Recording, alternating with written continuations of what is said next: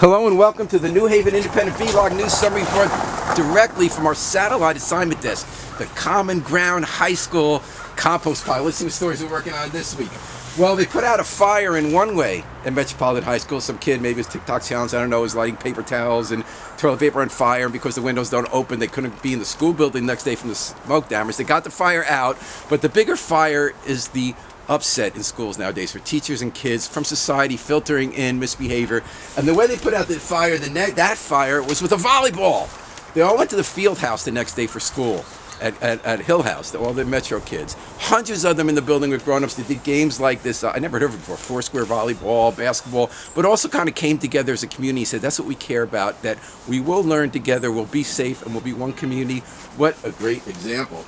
And speaking of great ideas like LED light bulbs, Roland Lamar has a good idea as a state rep. He chairs the transportation committee that just had a hearing. He's had this good idea for years. Is this we have speed cameras to catch people driving like maniacs and killing people. 75 people lost their lives, pedestrians last year, including one just the other day in Sherman Parkway. So for years we tried to have these speed cameras that record the license plates and then find the people to cut it down. I think it's a great idea. Civil libertarians and civil rights people have killed it for years, worrying to be used disproportionately minorities, which I think is a legitimate concern and privacy.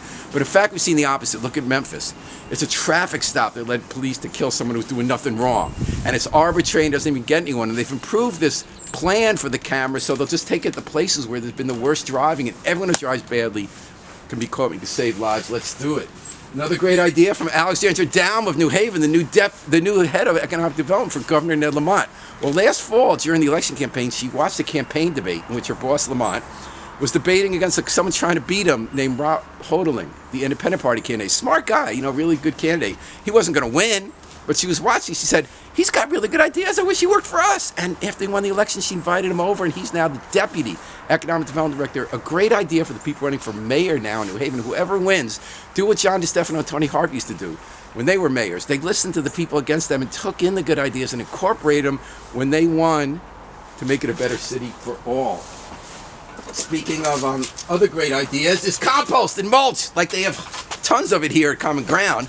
Well, Darrell King thinks the city should take that idea. We should borrow that idea from Hamden, and we should pick up people's leaves and branches from the curb, and we should do mulch and composting ourselves and then resell it as a money maker and making the earth better.